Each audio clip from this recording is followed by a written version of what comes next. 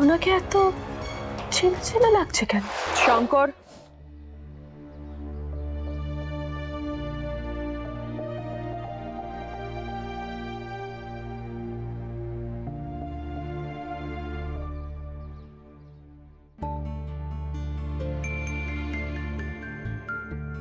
তোমার কথা শুনেই মায়ের সাথে কথা বলার জন্য আমি এই ছদ্মবেশ নিয়েছি কুসুম। সত্যিটা প্রমাণ করার থেকে আমার মায়ের সাথে কথা বলাটা বেশি জরুরি। শঙ্কর কাকা প্লিজ, এছাড়া আমার কাছে আর কোনো উপায় নেই।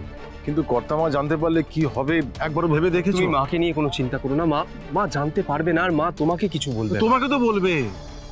না না আয়ুষ বাবা, কোনো কিছুর জন্য ছলের আশ্রয় নেওয়াটা কর্তামা কিন্তু পছন্দ করে না। কাকা আমি জানি, কিন্তু কি করব বলো, মা তো আমার মুখও দেখতে চায় না। তুমি আমাকে দাও না কাকা। দেখো, আমি যদি তোমার পোশাক পরে থাকি তাহলে মা বুঝতে পারবে না। আমি মন্দিরে গিয়ে মায়ের সাথে একটু কথা বলতে পারবো। কিন্তু তুমি আমার পোশাক পরবে না? না, এটা কি করে হয়? কেন হয় না কাকা? দেখো, তুমি এবারই ছেলে, তুমি এবারই ছেলে হয়ে এই বাড়ির ড্রাইভারের পোশাক পরবে? না না, তুমি অন্য কোনো উপায় ভাবো। কাকা আমি ভেবেছি, কিন্তু আমার মাথায় আর কিছু আসছে না। আমার মনে হয়েছে এটাই বেটার অপশন। কাকা প্লিজ আমাকে তোমার পোশাকটা দাও। আমি তোমার কাছে অনুরোধ করছি, প্লিজ। বেশ, নাও। থ্যাংক ইউ কাকা। দাঁড়াও। কুসুমও তো পুজো দিতে যাবে, নির্জলা উপোস করে রয়েছে সকাল থেকে। ওকেও নিয়ে নাও সঙ্গে।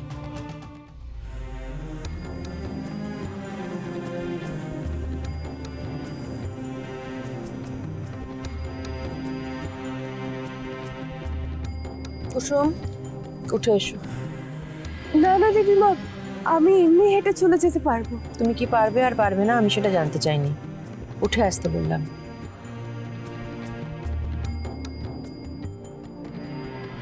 ছোট সাহেব,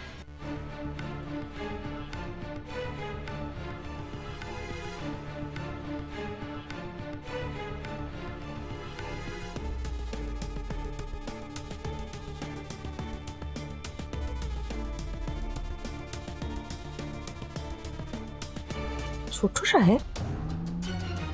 ওই আয়ুষ কোথায়? না না দিদিমা, ছোট সাহেব আসেননি।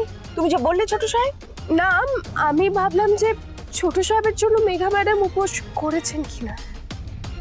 ও না না, মেঘা কি করে উপোস করবে? ওর মিটিং আছে, অনেক জরুরি কাজ আছে। ও তো উপোস করলে হবে না। না, চলো গাড়িতে উঠে বসো।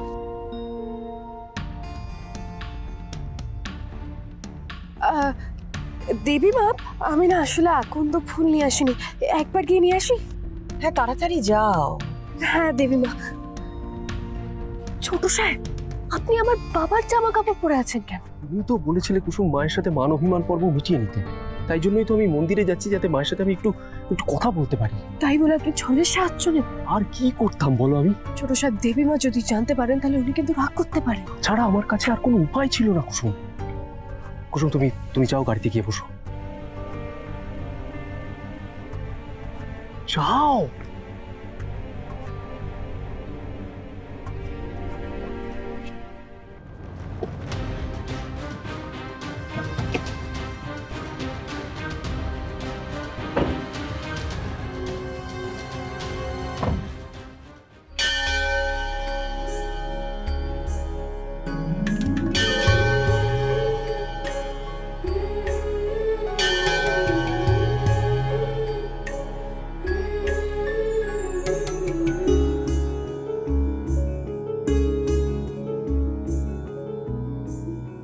বাবা, এই মন্দিরে তো এত ভিড় হয় না, এখন এত ভিড় কেন?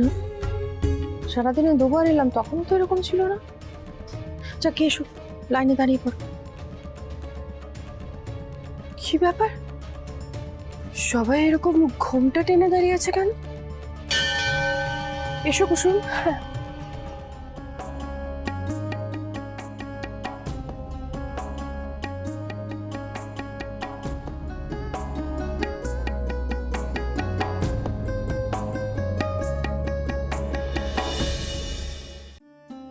আমি জানি না মা, তুমি আমাকে এই মন্দিরে দেখে কিভাবে রিয়্যাক্ট করবে, কিন্তু আমাকে যে তোমার সাথে কথা বলতেই হবে মা।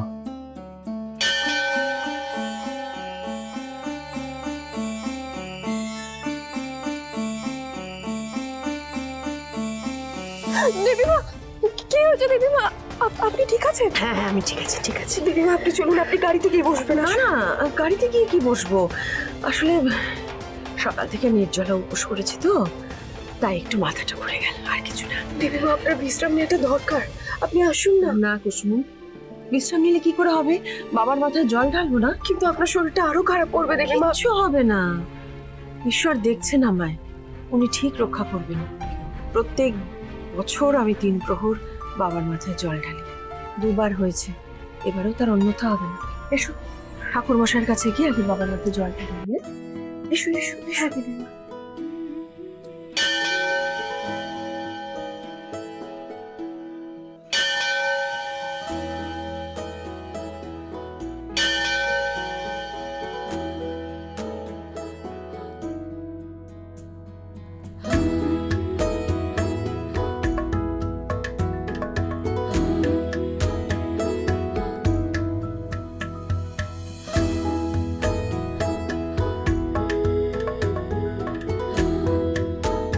ঠাকুর মশাই,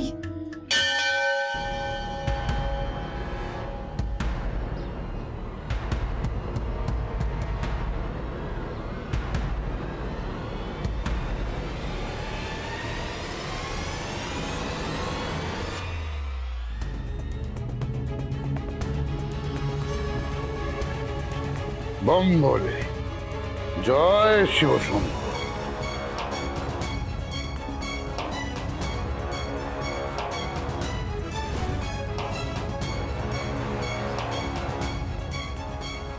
ওনাকে এত চেনা চেনা লাগছে কেন?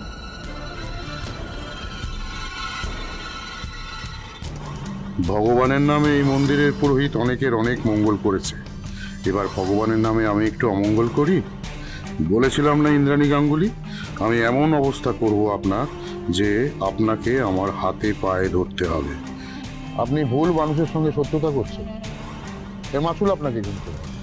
ইন্দ্রাণী ম্যাডাম, কে বাঁচাবে আপনাকে? এই ভবতোষ প্রমাণিক কতটা ভয়ঙ্কর হতে পারে আপনি ভাবতেও পারছেন না। আপনি তো এই মন্দিরের পুরোহিত নন, ঠিকই ধরিছেন। তা এখানে কি করছেন আপনি? মানে সকালে 2 বার এলাম, তখন তো দেখিনি আপনাকে। উনি হঠাৎ করেই অসুস্থ হয়ে পড়লেন, তাই তো বাধ্য হয়ে আমাকে আসতে হলো। তো আপনারা মহাদেবের মাথায় জল ঢালতে এসেছেন তো? হ্যাঁ, দেবীমার শরীরটা খুব খারাপ, আমরা তাড়াতাড়ি জল ঢেলেই চলে যাব। হ্যাঁ বচ্চ, মহাদেবের মন্দিরে এসে তাড়াহুড়ো করতে নেই। হ্যাঁ, আগে 7 বার প্রদক্ষিণ করো, তবে না মহাদেবের মাথায় জল ঢালবে। হ্যাঁ, নাও নাও নাও।